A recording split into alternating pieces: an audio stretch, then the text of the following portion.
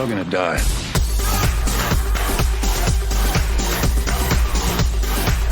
And here we are again. Welcome back, guys, to episode 2, American Horror Story 1984. Leave your comments below. Tell me what you thought about this week's episode and if it is promising enough to continue on with the series.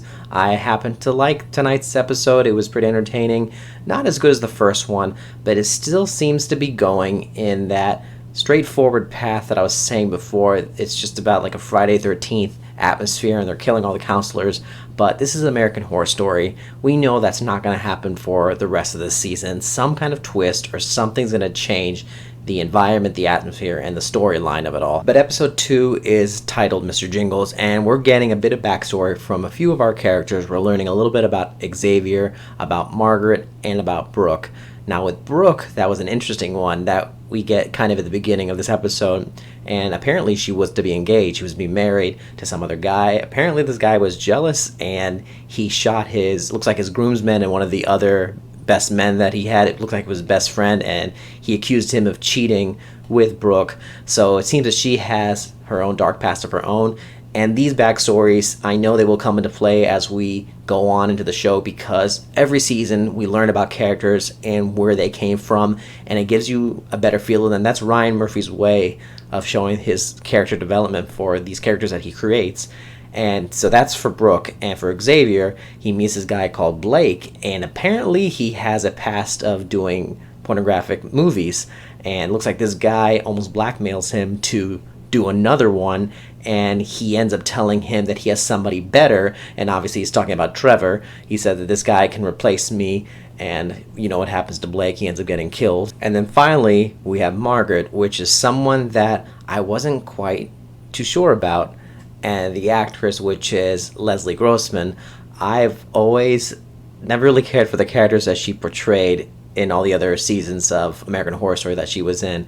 And this one, she's kind of annoying, but I didn't think she was going to be someone that I'd be suspicious of. But given the background that we had a chance to see in this episode, being that she was one of the victims, it made me start to think that there's something more to the story than what she's saying, because it seems to be that she has a lot of knowledge of what has happened, other than the fact that she was, per se, one of the victims. And of course we can't forget that connection that Margaret has with this counselor from 1970 that looks like to have died during that time, but he witnessed everything that she went through. But he only saw it to a certain extent after he ran away, thinking that he let her die, which makes me think there's something that happened that he didn't see. But we won't know about that till later on, I'm pretty sure of it. But nonetheless, this guy has a connection with her, and it seems to me that he's also some type of ghost. He died because he keeps coming back to life over and over again after the Night Stalker appears and attempted to kill him more than once. And that brings me to another thing. We now have the Night Stalker and Mr. Jingles both in the same area at Camp Redwood. Now this is something I'm not sure about, because Mr. Jingles seemed to be the main psycho, the main guy that's going after everyone, but now we have the Night Stalker, which was also talked about in the first episode. And sometimes this is one of the things I don't like about certain seasons of American Horror Stories, when they have all these characters and somehow they're all connected, but the way they do it can either be confusing, or you lose interest, or it just wasn't what you were thinking. So I'm hoping that it still stays as a theme throughout the next few episodes in regards to it being a serial killer going after these counselors, or a psychopath, or whatever you want to call it.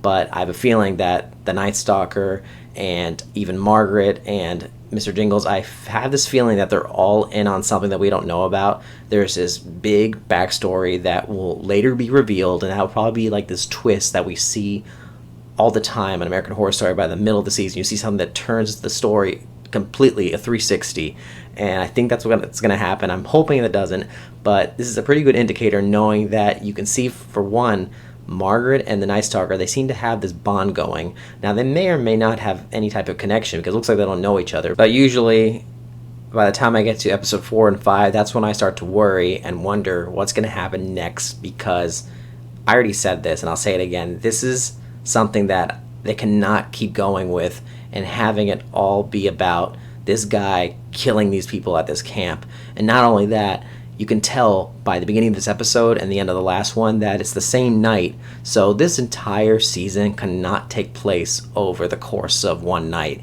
It has to take place another day, another place. It just cannot happen. I mean, there's got to be a way that it's not going to take place in this camp, this entire 12 episode run. But there are a few pluses about what we saw this week, and one of them is definitely the music. I'm still digging the score for this show. It sounds 80s, it sounds Halloween, it sounds Friday the 13th. It just takes me back to those movies and that time, and they're doing a great job with that. The look is still looking great for that time era, and the characters, I'm really liking them all. They're not people I would really want to hang out with, to be honest. I don't really trust any of them, nor would I feel comfortable with being with any of them. But funny to say this, Emma Roberts' character, she's probably the one person that I would probably want to hang around with the most. She's portraying Brooke, and with Emma Roberts, almost every role that she does that I have seen, I never like the character that she portrays, and this is the first time that she's a character that I'm actually appreciating and someone that I would actually feel comfortable with.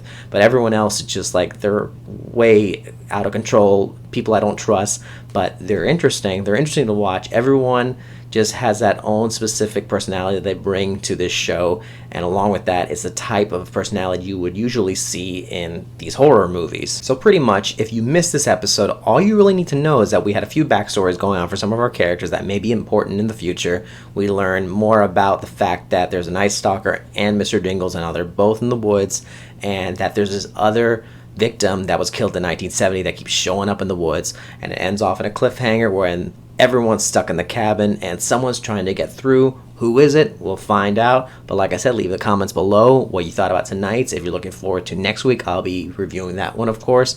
So stay tuned, subscribe to hear more from me so we can talk movies and more, where anything is possible.